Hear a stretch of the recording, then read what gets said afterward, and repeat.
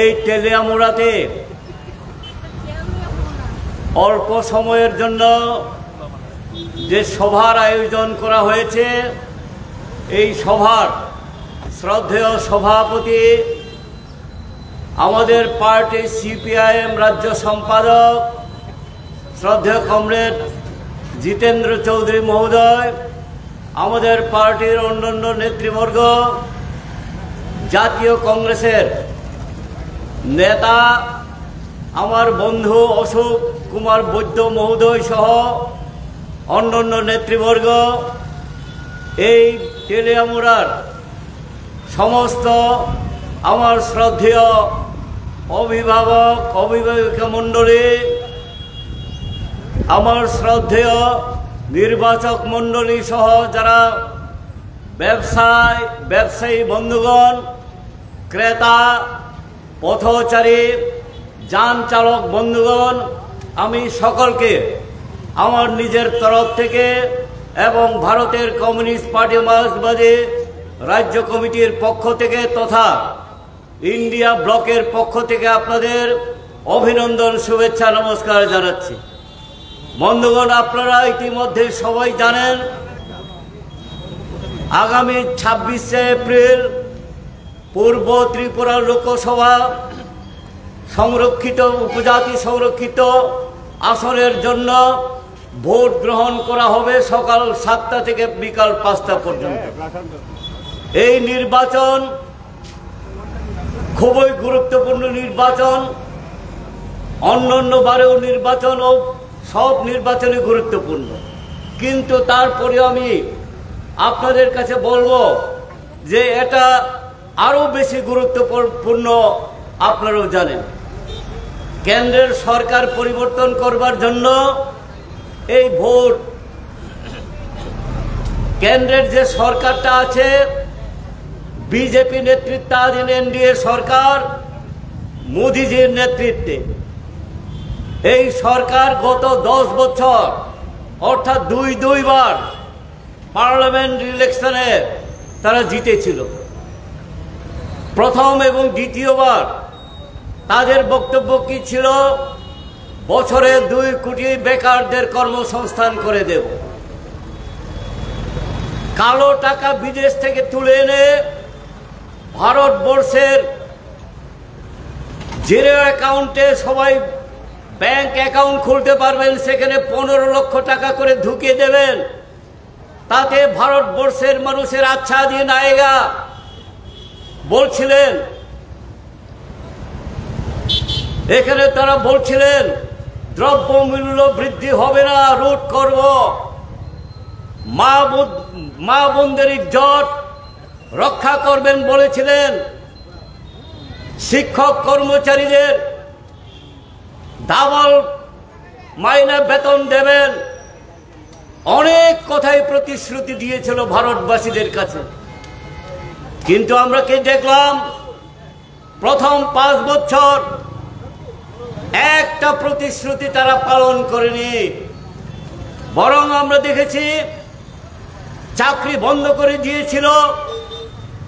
যারা চাকরি কর্মরত অবস্থায় ছিলেন তাদেরও ছাঁটাই করে দিয়েছিল। বেকার যুবক যুবতীরা কোথায় যাবেন? যাওয়ার রাস্তা নেই।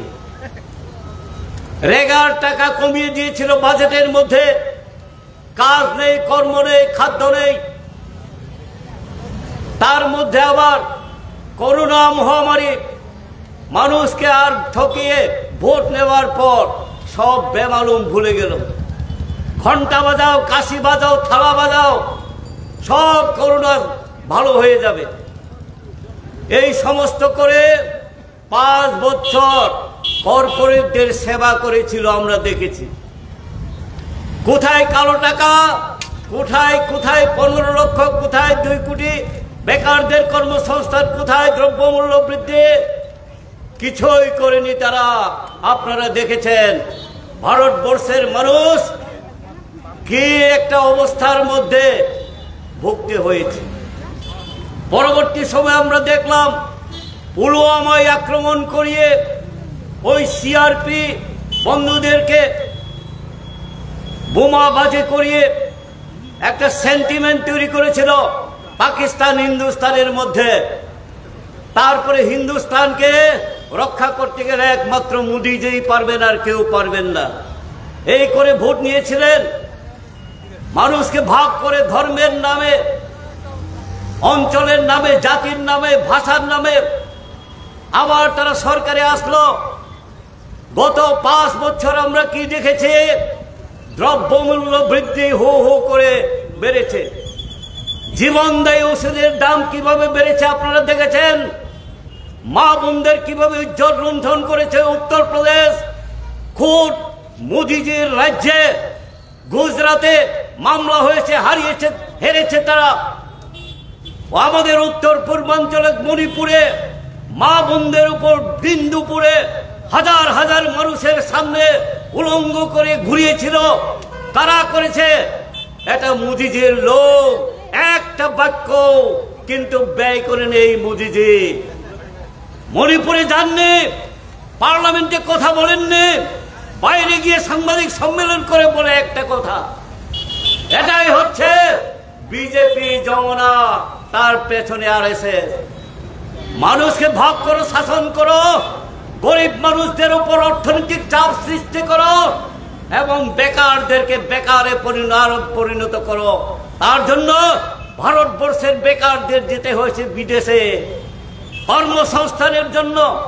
আমাদের রাজ্যে 50,000 যুবক যুবতীদের কর্মসংস্থান করবে বলে বিধানসভা নির্বাচনের আগে বলেছিল। এখন কোথায় 50,000? 50 জন হয়নি। তেলিয়ামুড়া এলাকার মধ্যে যেতে হয়েছে কোথায়? ব্যাঙ্গালোর, হায়দ্রাবাদ, চেন্নাই, ওই কেরালায় কর্মসংস্থানের জন্য কোম্পানি বলে নাম করে সেখানে কর্মসংস্থানের জন্য যেতে হয়েছে। মানুষকে ভয় আতঙ্ক দেখিয়ে, টাকা পয়সা লেলিয়ে দিয়ে, ওই গুন্ডা বাহিনীর দ্বারা লাঠি পেটা আগুন জ্বালিয়ে মানুষকে একেবারে মুখ বন্ধ করে রেখেছে। মিছিল মিটিং করা যাবে না, দাবি দেওয়া করা যাবে না, ডেপুটেশন দেওয়া যাবে না, তাহলে পুলিশের লাঠি পেটা হবে। বেআইনিভাবে তাদের পুলিশের কাছে মামলা করে দেবে, মিথ্যা মামলা করে ওই জেলে পুরাবে। এটাই হচ্ছে তাদের কাজ, আর কোনো কাজ নেই। তার জন্য মানুষ এখন ঐক্যবদ্ধ হচ্ছে। ভারতবর্ষের রাজনৈতিক দলগুলো ঐক্যবদ্ধ হয়ে 27টা দল ইন্ডিয়া জোট করেছে। আর ভারতবর্ষে মানুষকে ভাগ করা যাবে না, এখন ঐক্যবদ্ধ হয়ে লড়াই করবে। তাই আমরা দেখছি এই ইন্ডিয়া জোট শক্তিশালী হচ্ছে। দক্ষিণ ভারতে একটা সিটও তারা পাবে না। এছাড়া আপনারা দেখেছেন মহারাষ্ট্র, পাঞ্জাব, দিল্লি, এখানে ঐক্যবদ্ধ হচ্ছে। এছাড়াও আমরা দেখেছি উত্তরপ্রদেশকে কেন্দ্র করেই কেন্দ্রের সরকার গঠন হয়।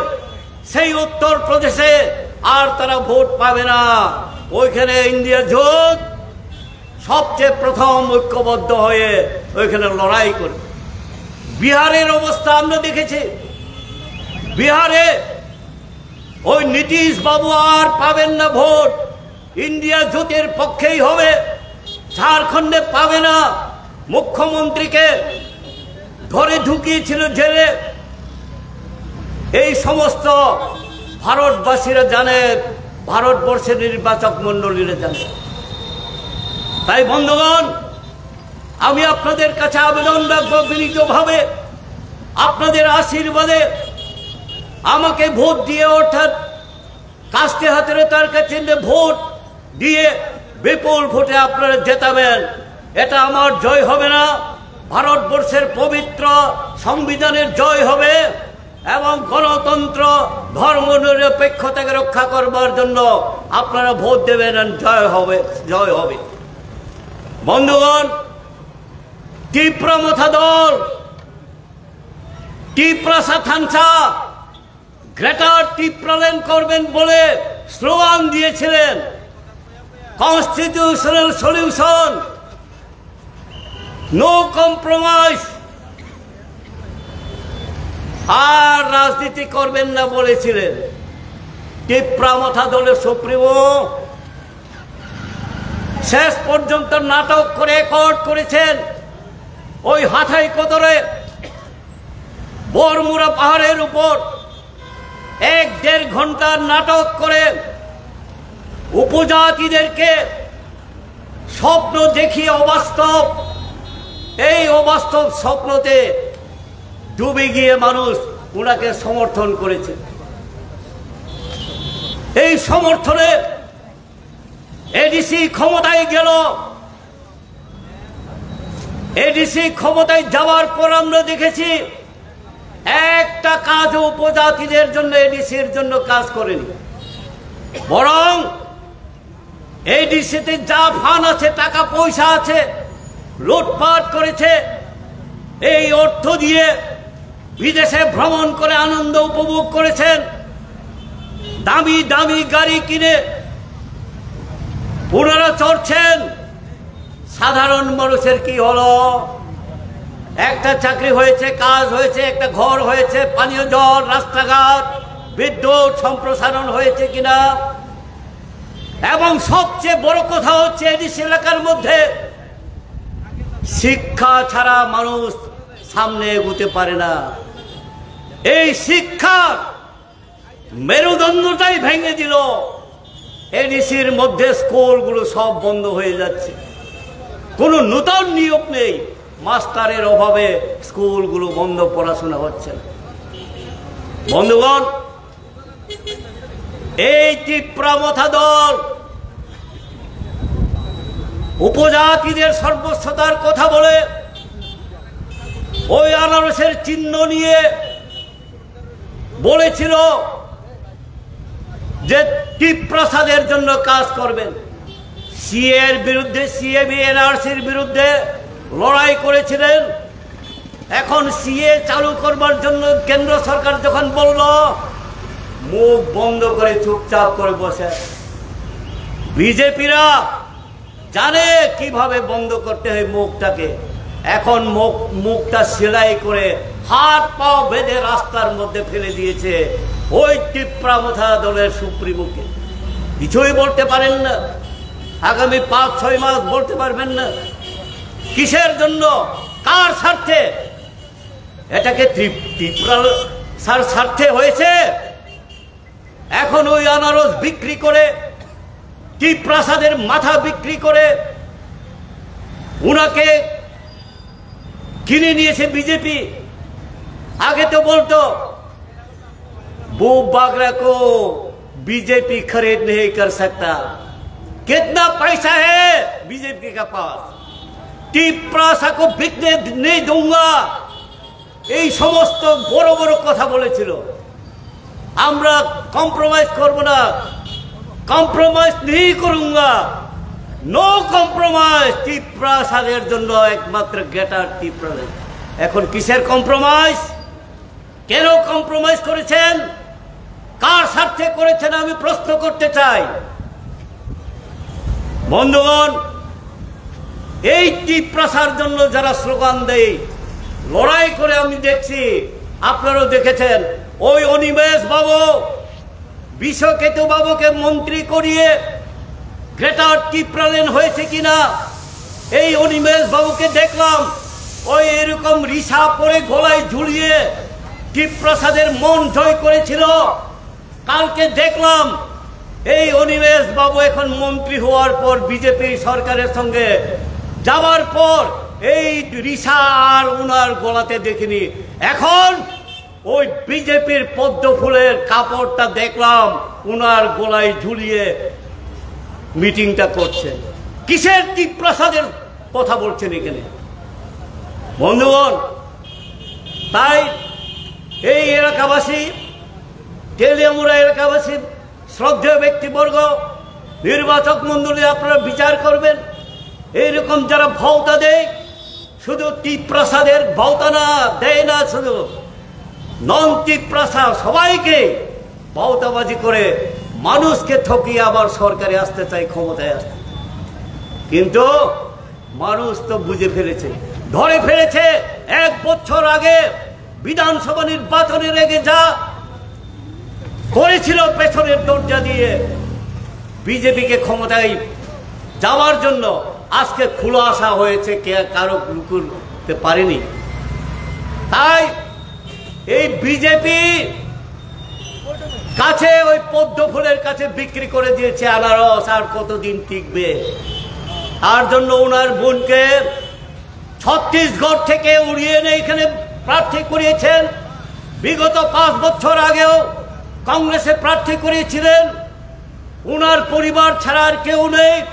উনি কি টিপ্রামথা দলের কোনো মেম্বারশিপ নিয়েছেন? টিপ্রাসাদের মধ্যেও, টিপ্রামথার মধ্যেও প্রশ্ন। আবার ওই বিজেপি বন্ধুদের কাছেও এটা প্রশ্ন হয়ে দাঁড়িয়েছে, উনি কি বিজেপির মেম্বারশিপ নিয়েছেন, বিজেপি করতেন? তাই উভয় সংকটে পড়েছে এখন। পত্র পত্রিকায় অনেক কথাবার্তা দেখেছি। আমি আপনাদের কাছে অনুরোধ রাখবো, আবেদন রাখবো বিনীতভাবে, আসুন এরকম ঠকাবাজি, ওই প্রদ্যুৎ বাবুই বলতেন বিজেপি নাকি ঠকায় ঠকায় ঠকায়, নিজেই ঠকায় হয়েছে। দেখুন এই ঠকাইয়ের সঙ্গে আপনারা কেউ যাবেন না। এটা আমাদের রাজ্যের জন্য, দেশের জন্য ক্ষতি হবে, আমাদের সবার জন্য ক্ষতি হবে। তাই শান্তি চাই, সম্প্রীতি চাই, জাতি উপজাতি উভয় মিলনের মধ্য দিয়ে এই রাজ্যের উন্নয়ন, দেশের উন্নয়ন, সংবিধান রক্ষা, গণতন্ত্র, ধর্মনিরপেক্ষতাকে রক্ষা করবার জন্য আপনারা আশীর্বাদ করুন আমাকে। আমি ওই ইন্ডিয়া জোটের বামফ্রন্ট মনোনীত সিপিআইএম প্রার্থী হিসাবে রাজেন্দ্র নিয়ে আপনাদের সামনে হাজির হয়েছে। আমার ব্যক্তিগত লাভালাভের জন্য না, আমাদের গরিব অংশের মানুষ, ক্ষুদ্র ব্যবসায়ী, শিক্ষক কর্মচারীর জন্য, যাদেরকে বলা হয়েছিল ডাবল বেতন দেবেন, অনেক বেশি বেশি করে কেন্দ্রের হারে দিয়ে দেবেন বলেছিলেন, একটাও তারা কাজ করেনি। তার বিরুদ্ধে শক্তিশালী লড়াই সংগ্রাম করবার জন্য এবং নতুন একটা সরকার আমরা গঠন করতে চাই, যেই সরকারটা হবে গণতান্ত্রিক, ধর্মনিরপেক্ষ এবং আমাদের ভারতবর্ষের পবিত্র সংবিধানকে রক্ষা করে। এই কাজে দ্রব্যমূল্যের মূল্য বৃদ্ধি রোধ করবার জন্য আপনারা সবাই ঐক্যবদ্ধ হবেন। তার মধ্য দিয়ে নতুন সরকার হবে, এটা হবে ইন্ডিয়া জোটের সরকার। এই সরকার গড়বার জন্য আপনারা সহযোগিতা করুন, আপনাদের আশীর্বাদ চাই। আর আপনারা নির্বাচক মণ্ডলী, গণদেবতারা আমাকে সহযোগিতা করবেন, সাহায্য করবেন। এই কথাগুলো বলে সবাইকে আবারও অভিনন্দন, শুভেচ্ছা জানিয়ে আমি আমার কথা বলা এখানে শেষ করছি। সবাইকে নমস্কার, ধন্যবাদ। ইনকলাব জিন্দাবাদ। আসন্ন লোকসভার সাধারণ নির্বাচনে এই পূর্ব ত্রিপুরা আসনে ইন্ডিয়া মঞ্চের সমর্থনে বামফ্রন্টের মনোনীত সিপিআইএম প্রার্থী শ্রীযুক্ত রাজেন্দ্র রিয়াংয়ের সমর্থনে আজকে আমাদের এই প্রচার সভার শ্রদ্ধেয় সভাপতি, মঞ্চে আসীন আছেন ভারতীয় জাতীয় কংগ্রেসের ত্রিপুরা প্রদেশ কমিটির সদস্য তথা প্রাক্তন বিধায়ক শ্রী অশোক বৈদ্য মহোদয়, সিপিআইএমের রাজ্য কমিটির সদস্য এবং প্রাক্তন বিধায়ক শ্রী মনীন্দ্র দাস মহোদয় এবং আরো অন্যান্য নেতৃবৃন্দ, আর আপনারা যারা আমাদের বক্তব্য শুনছেন, এই তেলিয়ামুড়া বাজারের সুদী ব্যবসায়ী, পথচারী এবং এখানকার সুনাগরিক বৃন্দ, যারা আমাদের এই গণতান্ত্রিক ব্যবস্থায় পবিত্র দায়িত্ব যারা পালন করবেন বা পালন করে এসছেন, আপনাদের সকলকে আমাদের প্রার্থী এবং আমার নিজের তরফ থেকেও, ইন্ডিয়া মঞ্চের তরফ থেকেও অভিনন্দন এবং শুভেচ্ছা জ্ঞাপন করছি। বন্ধুগণ, সামনে 5 দফায় আমাদের দেশের অষ্টাদশ লোকসভা নির্বাচন হতে যাচ্ছে। প্রত্যেকটা নির্বাচনে গুরুত্বপূর্ণ। এই নির্বাচনও গুরুত্বপূর্ণ। নির্বাচনের মধ্য দিয়ে দেশের নির্বাচক মণ্ডলী আগামী 5 বছরের জন্য দেশের 140 কোটি মানুষের যারা ভাগ্য নিয়ন্ত্রণ করবেন, দেশের নির্মাণের দায়িত্ব নেবেন, তাদের বেছে নেবেন। এটা ভোটারদের কাছে 5 বছর অন্তর তাদের প্রতিনিধি বাছাই করার যোগ্য নেতৃত্ব তাদের হাতে ক্ষমতা তুলে দেওয়ার জন্য এটা অবশ্যই এটা মস্ত বড় সুযোগ বা সুবর্ণ সুযোগ। কিন্তু বন্ধুরা, এবারে নির্বাচন শুধু নতুন একটা সরকার তৈরি করার, তাদের পছন্দের প্রার্থীদেরকে নির্বাচিত করার সুযোগ, এটাকে ব্যবহারের এটা সময় না। তার চেয়েও বেশি গুরুত্বপূর্ণ এবার একটা রাষ্ট্রীয় বা সুনাগরিক, দেশপ্রেমিক, এদেশের সমস্ত অংশের মানুষের একটা পবিত্র দায়িত্ব হিসাবে আজকে এবার উপনীত হয়েছে। সে কারণটা ব্যাখ্যা করা দরকার নেই। গত 10 বছর এদেশের মানুষ যেভাবে প্রতারিত হয়েছেন, লুণ্ঠিত হয়েছেন, প্রতিদিন প্রতিনিয়ত অপদস্থ হচ্ছেন, সে অভিজ্ঞতা থেকে আমরা আজকে আমাদের সামনে বা আগামী নির্বাচন আমাদের কি দায়িত্ব হবে আমরা তা বুঝে নিতে পারি। গত 2টি নির্বাচন, ষোড়শ এবং সপ্তদশ নির্বাচন, ভারতের বর্তমান যারা শাসক দল নরেন্দ্র মোদীর নেতৃত্বে কিভাবে সরকার এসেছিল, এই দেশের লোক আমরা সবাই জানি। এটাকে ভুলে গেলে হবে না, বিস্মৃত হলে হবে না। 2014 সালে তারা ক্ষমতা এসেছিল দেশের বেকারদেরকে মিথ্যা প্রতিশ্রুতি দিয়ে, কৃষকদেরকে মিথ্যা প্রতিশ্রুতি দিয়ে, দেশের প্রত্যেকটি পরিবারকে মিথ্যা প্রতিশ্রুতি, জিনিসপত্রের দাম কমাবেন সে প্রতিশ্রুতি দিয়ে, বিদেশ থেকে কালো টাকা এনে এই দেশের প্রত্যেক পরিবারের অ্যাকাউন্টে এই 15 লক্ষ টাকা করে জমা দেবেন, এই প্রতিশ্রুতি দিয়ে ক্ষমতায় আসার পর দ্বিতীয়বার তারা তাদের সে প্রতিশ্রুতিগুলো উচ্চারণ করেনি। 2019 সালে এই দেশের মানুষ তৈরি হচ্ছিলেন নরেন্দ্র মোদী, ভারতীয় জনতা পার্টি তাদের ক্ষমতা থেকে হটাতে, এবং নিশ্চিতভাবে গেল নির্বাচনে ভারতীয় জনতা পার্টির ক্ষমতা থেকে হটে যাওয়া এটা নিশ্চিত ছিল। কিন্তু নতুন চক্রান্ত আমাদের সামনে নিয়ে আসলেন। নির্বাচন ঘোষণা হওয়ার ঠিক প্রাক্কালে কাশ্মীরের পুলওয়ামাতে 40 জন আমাদের দেশপ্রেমিক সিআরপিএফ জওয়ানদের তাদের রক্ত রাজপথে লুটিয়ে দিয়ে এবং তা দিয়ে আবেগের একটা হাওয়া তুলে সে নির্বাচন তারা জিতেছে। নতুবা 2019 ভারতীয় জনতা পার্টি সরকার আসার কথা ছিল না। গত 5 বছর কিভাবে ঘটনা ঘটলো, সে পুলওয়ামা নিয়ে যে নাটক করলো, তা নিয়ে যে তদন্ত কমিটি হলো, আজকে 5 বছর শেষ হয়ে গেল, 5 বছর যেতে বেশি, এই তদন্তের রিপোর্ট বের হয় না। কিন্তু ইতিমধ্যেই সে ঘটনা কিভাবে ঘটানো হয়েছিল, কিভাবে এরকম একটা আবহ তৈরি করা হয়েছিল, উন্মোচিত হয়েছে। সত্য লুকানো থাকে না। তৎকালীন কাশ্মীরের রাজ্যপাল মাননীয় সত্যপাল মালিক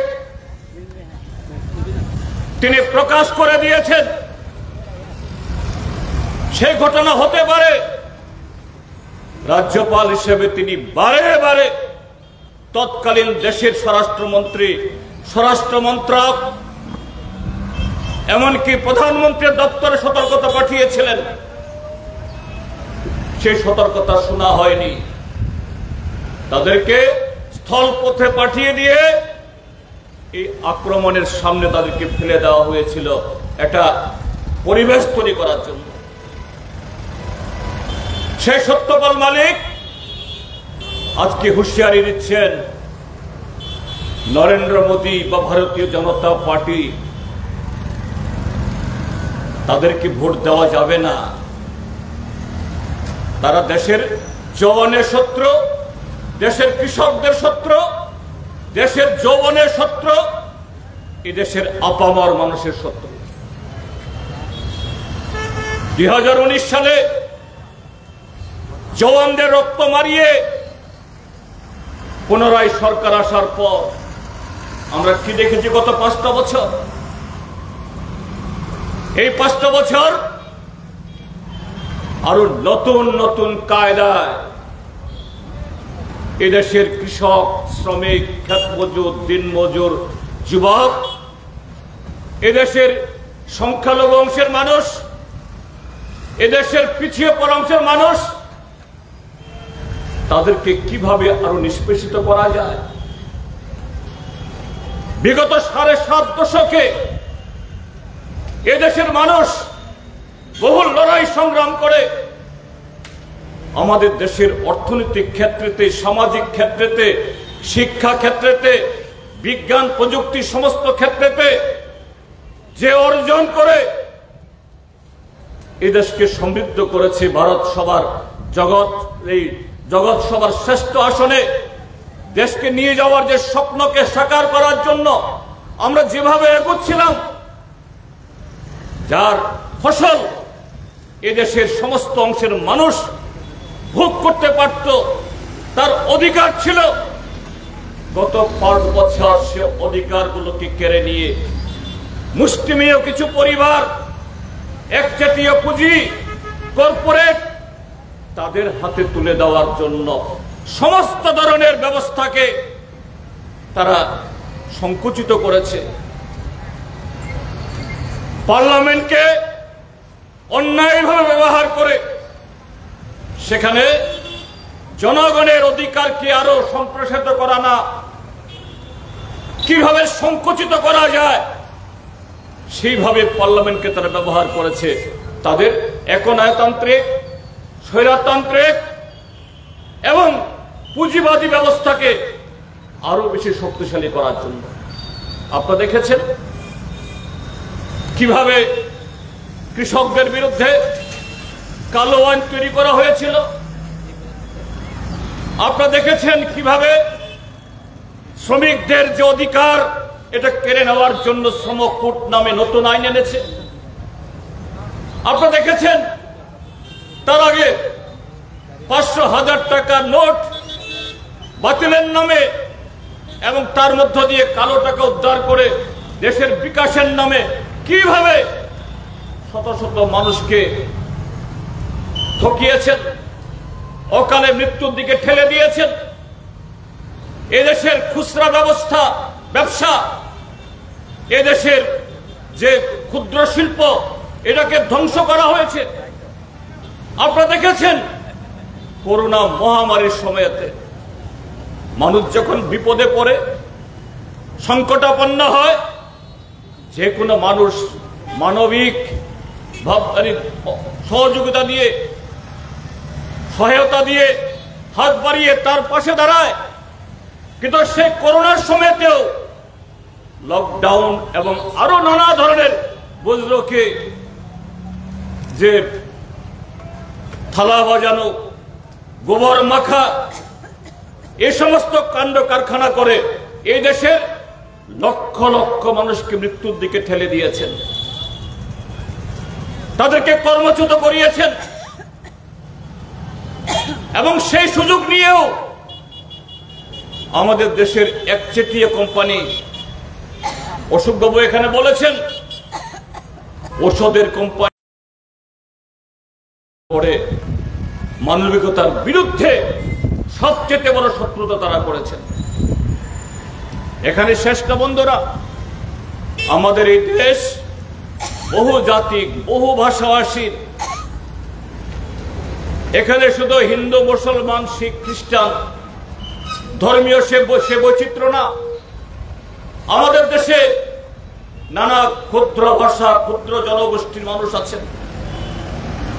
ভারতের দীর্ঘ স্বাধীনতার আন্দোলনে সেই সিধু কানু থেকে শুরু করে সাঁওতালরা, মুন্ডারা, মুসলমান, শিখ, তফসিলিরা, সমস্ত অংশের মানুষ লড়াই করেই এই ভারত আজাদ হয়েছে, স্বাধীন হয়েছে।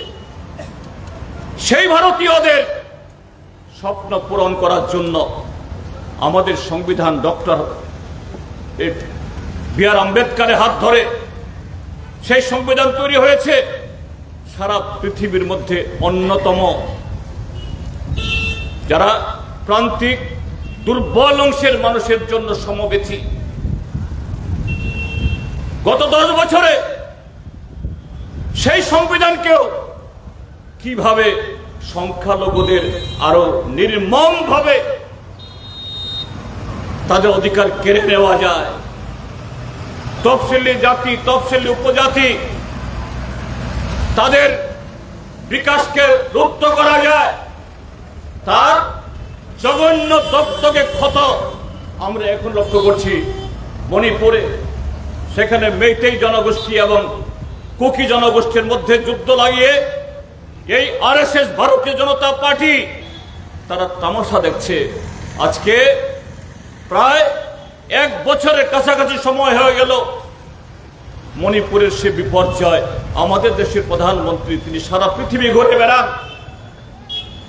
তিনি কোনো একজন সিনেমার নায়িকায় তার আঙ্গুলে চুট পেলে তিনি টুইট করেন, ফেসবুকে পোস্ট করেন। কিন্তু মণিপুরে কয়েক শত লোক সেখানে অকালে তার মৃত্যু হলো, হাজার হাজার মানুষ ঘর ছাড়া, বাড়ি ছাড়া হলো, জীবিকা হারালো। সেই মণিপুর সম্পর্কে 3 মিনিট কথা বলার তার অবকাশ নেই। মণিপুরে যাওয়ার জন্য তার সময় নেই। এইভাবে গত 10টি বছর এবং শেষের 5 বছর আমাদের দেশের নাগরিকদের উপরে আরো বেশি নির্যাতন, আরো বেশি আক্রমণ, তাদের অধিকারকে কেড়ে নেওয়ার আরো নগ্ন আক্রমণ করেছে। স্বাভাবিক, তার বিরুদ্ধে এদেশের যারা গণতান্ত্রিক আন্দোলনের সাথে যুক্ত মানুষ, বিভিন্ন রাজনৈতিক দল, মতাদর্শগত, কর্মসূচিগত ফারাক থাকলেও কিন্তু দেশের সংবিধান যখন দুর্বল হচ্ছে, নাগরিক অধিকার যখন কেড়ে নেওয়া হচ্ছে, দেশটাকেই যখন একচেটিয়া পুঁজির হাতে তুলে দেওয়া হচ্ছে, সেই সময় চুপ থাকতে পারে না, নীরব থাকতে পারে না। তারা ঐক্যবদ্ধ হয়েছে। সেই সংঘবদ্ধ প্রতিরোধকে মোকাবেলা করার জন্য নরেন্দ্র মোদী ভারতীয় জনতা পার্টির তার রাজনৈতিক নৈতিকতা, রাজনৈতিক সেই সাহস নেই। এটাকে মোকাবেলা করার জন্য তিনি সেই অগণতান্ত্রিক স্বৈরাচারী পথই ধরেছেন। সেই পথ ধরে আপনারা দেখেছেন নির্বাচিত প্রধান মুখ্যমন্ত্রী ঝাড়খণ্ডের এবং দিল্লির এই সাম্প্রতিককালে মাত্র স্বল্পকালীন ক্ষমতায় থাকার সুবাদে দিল্লির আম আদমি পার্টির সরকার দিল্লির মতো একটা জনবহুল রাজ্যে শিক্ষা এবং স্বাস্থ্য আরো বহু ক্ষেত্রেতে তাক লাগানো পরিবর্তন সেখানে এনেছে। মানুষ সমর্থন করেছে, বারে বারে তাদেরকে নির্বাচিত করেছে। যেখানে বিজেপি দেশের সরকার, সেই সরকারের রাজধানী, সেখানেই সমস্ত নেতৃত্ব, মন্ত্রিসভা, সেই রাজ্যে বিধানসভা নির্বাচনে সে আম আদমি পার্টিকে হারাতে পারছে না। সে আম আদমি পার্টিও আজকে এই ইন্ডিয়া মঞ্চের অন্যতম শরিক হিসাবে কিভাবে আগামী দিন দেশকে বাঁচানো, সংবিধানকে রক্ষা করা, সেই শপথ নিয়ে যখন নামছেন, তার বিরুদ্ধে মিথ্যা অজুহাতে শুধু দিল্লির মুখ্যমন্ত্রী না, দিল্লি সরকারের আরো কয়েকজন মন্ত্রী, সাংসদ, ইতিমধ্যে গত পরশুদিন একজন সাংসদকে জামিন দিতে বাধ্য হয়েছে এবং সে জামিন দিতে গিয়ে সুপ্রিম কোর্ট বলেছেন একজন সাংসদকে, একজন নাগরিককে শুধু একটা মিথ্যা অজুহাতে 6টি মাস জেলে পুরে রাখলো, তার কোনো প্রমাণ দাখিল করতে পারলো না, চার্জশিট দিতে পারলো না। ঠিক তেমনি অন্যদের ক্ষেত্রেতেও। কিন্তু বন্ধুরা, এটাই যদি বিচার হয়, এটাই যদি দুর্নীতির বিরুদ্ধে তার যুদ্ধ হয়ে থাকে, তিনি কথা বলতে চেষ্টা করেন আমি খাবো না, কাউকে খেতেও দেব না, যদি তাই হয়, ইলেকটোরাল বন্ড, নির্বাচনী বন্ড, যে আইন তৈরি হওয়ার সময়তেই সারা দেশ থেকে আপত্তি উঠেছিল, আমাদের সংবিধানে এইভাবে কোন একটা রাজনৈতিক দল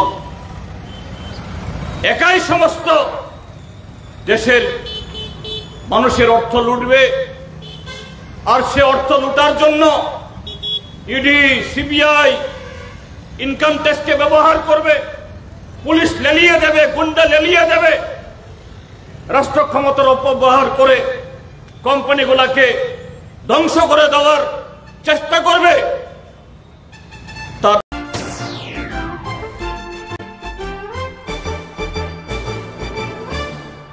রান্নার স্বাদ এবং গুণমান বৃদ্ধি পানি সিস্টার গুঁড়া মশলা, সয়াবিন আটা সুচির পর প্রত্যেকের সুস্বাস্থ্যের জন্য এবার রান্নার তেলের দায়িত্বেও sister kachi ghani mustard oil. Sister, আপনাদের বিশ্বাস আমাদের দায়িত্ব।